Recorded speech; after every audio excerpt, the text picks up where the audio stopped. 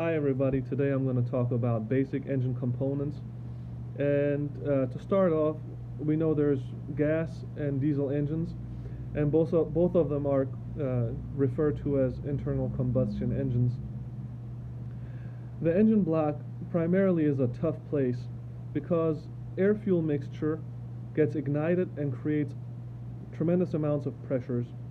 Most engine blocks are created either out of cast iron or out of aluminum, and when they take the engine block, they bore holes in them. They call them cylinders, and then those cylinders are fitted with pistons, connecting rods, and the crankshaft.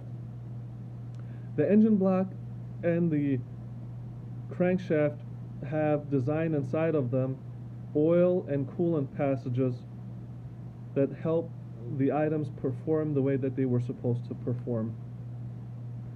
The engine block is covered by the cylinder head, and the cylinder head primarily consists of the camshaft and the valves, and seals the cylinder area.